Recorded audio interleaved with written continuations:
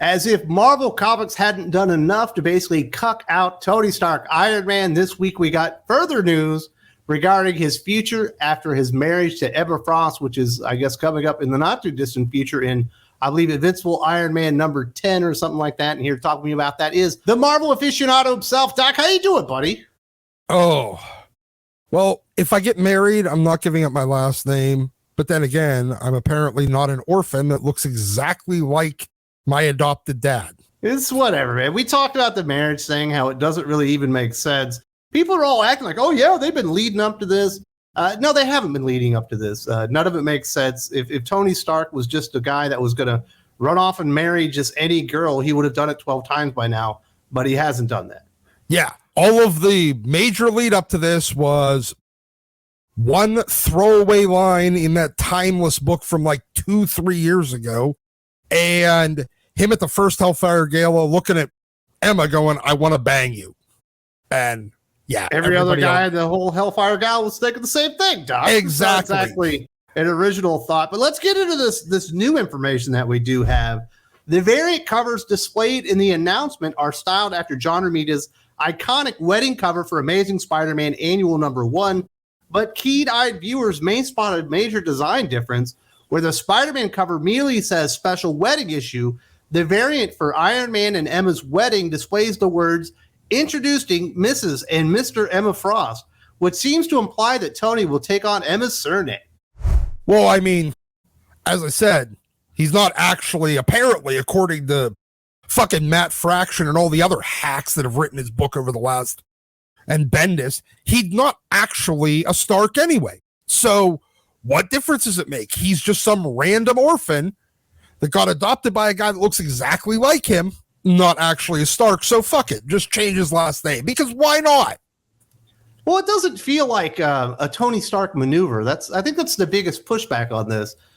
You know, Tony Stark, while not the most masculine character in the history of comic books, seems to appreciate his lineage, what he stands for, certainly his name, but he's going to give that all away because Emma Frost is really hot.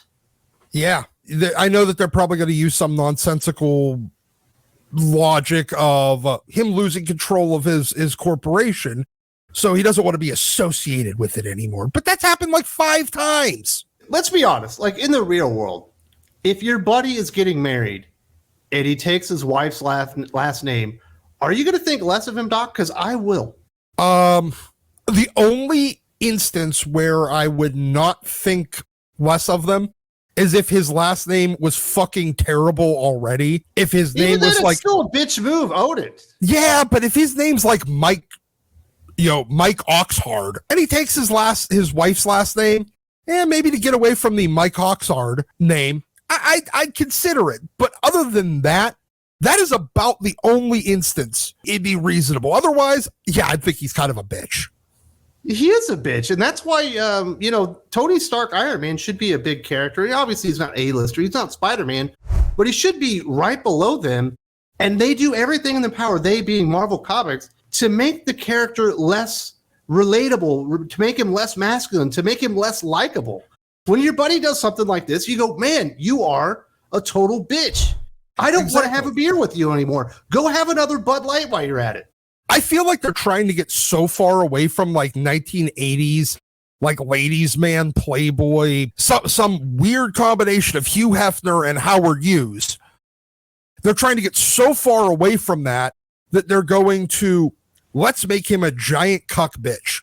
And that's a term that I fucking hate using because it's so overplayed. But that's exactly what they've turned him into. You know what? They turned him into Jerry fucking Duggan.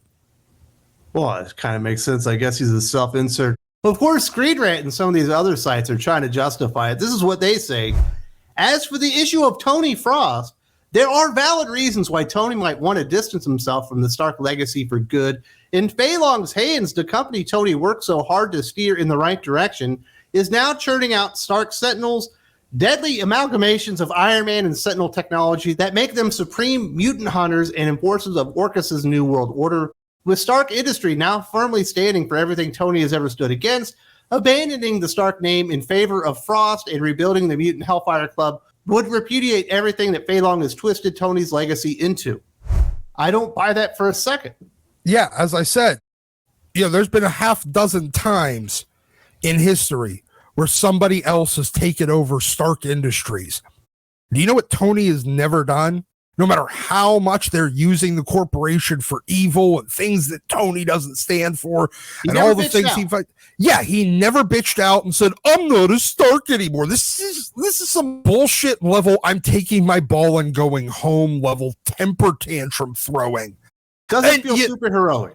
No, it doesn't. But you know what? Again, you look at this editorial office, you look at Jerry Duggan, you look at Jordan White.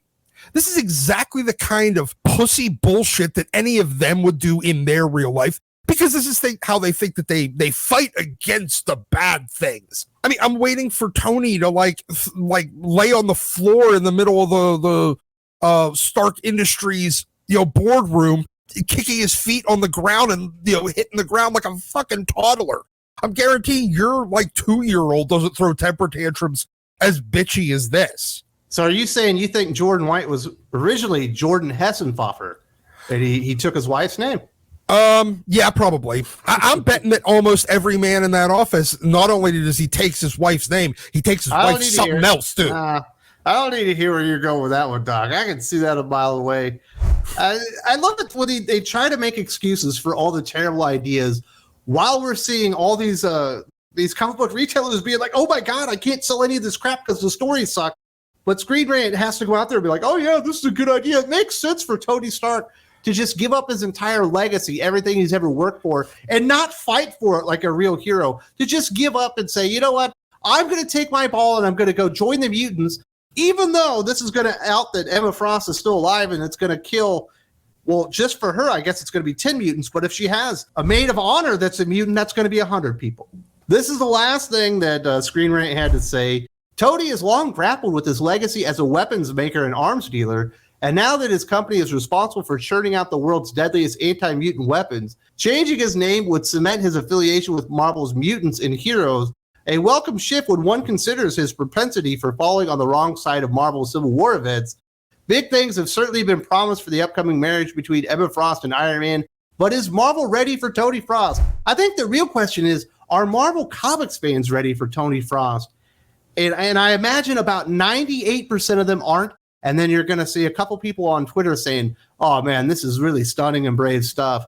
This really feels in character for Tony Stark," even though they don't even read the comic books. Tony's propensity for falling on the wrong side of Marvel's Civil Wars, plural, is, according to Screen Rant, Nazi Carol and her little brown shirts, or were they the right side of Civil War 2? Carol can't be a bad guy. She doesn't do anything wrong. Okay, I guess. Yeah, you know what? Fine. Fuck it. Whatever. Do you know who this is targeted to? People that hate Tony Stark? People that don't like comic books? No, it's targeted to the cast of Queer Eye. I'm surprised Tony's not wearing a fucking dress, too, for the wedding. Oh, I'm sure he will be. They're kind of bitching him out. Just because it's not on the cover doesn't mean it's not going to happen, Doc. The fall of Tony Stark continues. But he is going to be taking her last name. Do you think they're swerving on that one? Because I kind of believe it. I absolutely believe it, because it's, some sort of weird virtue signaling fight against the patriarchy nonsense that they're going to try to make it some big justice stand, when all it is they turned him into a bitch, and then we're surprised that they treat him like a bitch. Well, they've been treating him like a bitch for quite some time. He's actually quite the pathetic loser nowadays, Doc. Yeah. If you have not been paying attention to what Marvel Comics are doing with Tony Stark, he has been a pathetic loser for some years now. Really started in earnest with Matt Fraction back in the day, but it picked up tempo with Christopher Can't-Write-Well's take on Tony Stark Iron Man, who was just absolutely dreadful, made Dan Slott's take kind of look a lot better in comparison. But if you haven't seen this, or you want a little bit of catch-up on how we got here and what Marvel Comics have been doing to make Tony Stark very unimportant and an enormous bitch, definitely check this video out right now. There's also a link in the video description.